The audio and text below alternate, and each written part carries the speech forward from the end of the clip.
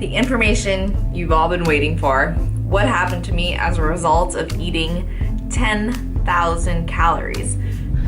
Okay, good morning. Today is February 26th. It is the day after I did the 10K challenge. I'm on my way right now to do my whole body composition all over again. I'm currently fasted, which is very unfortunate because the day after the 10K, I'm really thirsty from not really drinking a ton of water during the challenge, just so I didn't get too full. So after the test, I'll drink, but we're about to go check to see what has changed, and I will check you when I get to the lab.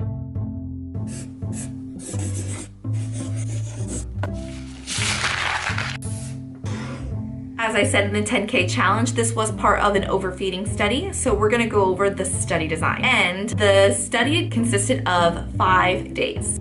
Day 3, which was the day I actually did the 10K, and day 3 happened to also be strategically planned on my birthday. I had the 2 days leading up to the 10K, and the 2 days afterwards, I had consistent macros, and I try to keep my training as consistent as possible. The day right before the 10K challenge, I had the following parameters measured: my body fat percentage, my total body water, including intracellular water and extracellular water, my fasting blood glucose, and my resting metabolic rate. And then I had the same exact measurements read the following morning at 7 a.m. fasted, and then 48 hours after that. And I want to go over with you what my results are. Okay, so morning of the challenge. I showed you all those numbers in the 10K, but just to recap, I was 123.6 pounds. My percent body fat was 14.3. My fat mass was 17.6 pounds. My fasting blood glucose was 79 milligrams per deciliter. Total water in my body was 36.4 liters. 21.7 of those liters was intracellular, and about 14.7 liters were extracellular. And my RMR was 1,300 calories per day. All right, the day after the 10K, my knees and my ankles hurt really bad. At the end of the night last night, I was 10 pounds heavier. This morning, I was 7 pounds up from my morning weight the day before. When you have like bad edema, like after shows, like this here bump isn't visible because it's all like water, but it probably is still just that. You can see, look at my, I don't know, you can evaluate my body right now. You know how different. Tread carefully with this one. Yeah. Sorry, I'm like sick. 129 on here? Yeah. That makes sense. That's pretty freaking good for the day after the post 10K. Really? Yeah. Yeah, and just your physique, I mean. See, is there a potato on that? An option. That is that potato. Oh, and another thing to note is your skin is boiling hot. Oh yes, I'm like. It was last night. Like I was like, it was like a fever. Substantial about it. You feel warm. Is that I'm usually freezing. Like even my skin to the touch is usually very cold. I was 129 pounds the day after, 6 pounds up. So my percent body fat, because of the weight gain, was only 15%, but my fat mass was 19.4 pounds. Went up 2 pounds. So just in fat, I gained 2 pounds. You're 15% body fat now. Your fat mass increased around like 2 pounds, and then your lean body mass increased around 4 pounds. 4 pounds of lean. Which is probably water. Water. Yeah, oh yeah. I feel like I can feel the water like jiggling. 2 pounds of fat is about in line with what I predicted in my video. Shout out my video. I feel like I need to like move. Okay, do you want to go to the other Is that how you do it? I can warm up. Is that really 26.5? Half an inch. Fasting blood glucose went way up, even though I had slept all night and woke up and did this fasted, all the way up from 79 to 112. That's pre-diabetic. That's high. Oh. What was it before? 78 or 79. I didn't think it would change that much. Damn. All that ice cream. I figured since you're still fasting overnight, it wouldn't go up that much. Okay. Total water went from 36.4 liters to 38.5 liters. I had an extra 2 liters in my body. That's a lot of water. So 2 liters in this body That's a lot. Now I'm doing percent total body water. Also tell me where the water is, whether it's intracellular, extracellular, overall weight. Okay, so that was the reason why. Is The verdict. Wait. you're up 2 liters. 2 liters. Yeah, a That's lot. 4 of those in this. In my knees. 16.3, so it's a liter and a half of extracellular water. That's crazy. The other interesting part was only about a half liter of those 2 liters extra were intracellular. Over 1.5 liters was added extracellular water. And my RMR, so this is also very interesting. My RMR, the day before was, like I said, 1,300, went up to 2,100. Do that again. No. Yeah. Let's show me the thumbnail.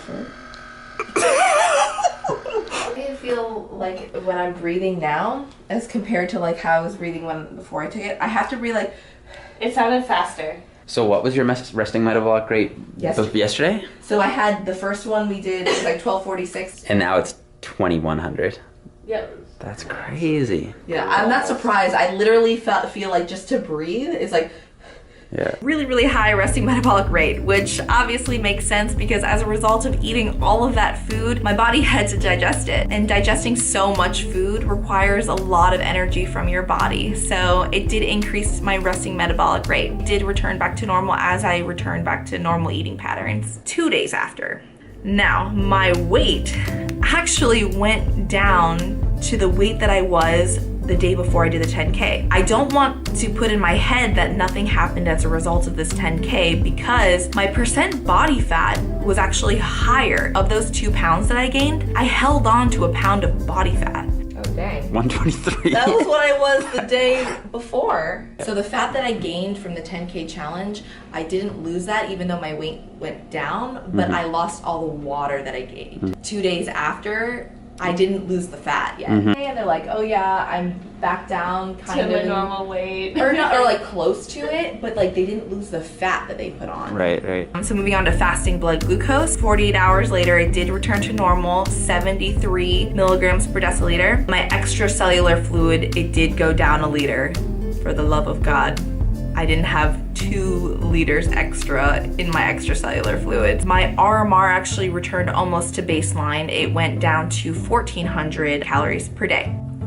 Okay, just remove that RMR mask. And the reading for today, 1396, which is crazy because it went almost all the way back down. It is now March 10th. Welcome to Time Travel. You'll have seen the first 2 follow-ups. This is the last and final follow-up that I will be doing. I was traveling the past couple of weeks, so it's been about 13 days since I did the 10K challenge. Wanted to measure not only acute, but a little bit of a long-term. We will see what my body is looking like. I'll catch you in a second. So on this scale, I am 125 today. I'm up a little bit, and that could be a result of I didn't splurge in Ohio, but I don't compete, so. I was up a little bit in weight. My weight was 125. My percent body fat was 14.7. However, my fat mass was still 18.4. So I still have that extra pound of fat.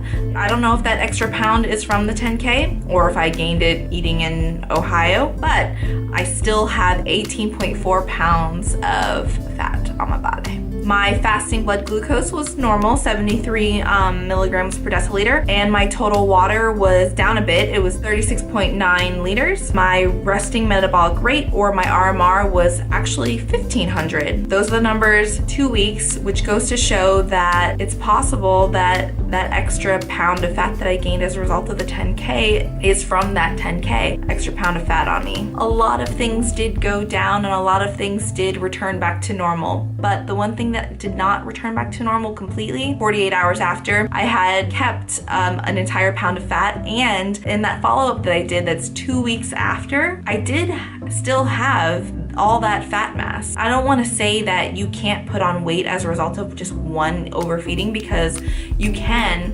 However, gaining a large amount of weight is just doing something like this where you're eating in a caloric surplus all the time, because that fat will accumulate and accumulate and accumulate. It's not just from an acute insult like a 10,000 calorie challenge. It's that continuous eating over your maintenance amount of calories.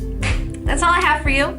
I really hope that you enjoyed this video. I hope you enjoyed all of the information. I would love to do more food challenges. It was so fun. I had such a blast doing it. So if you guys would like to see more food challenges from me, give this video a thumbs up. Subscribe if you haven't subscribed already. Until next time, bye.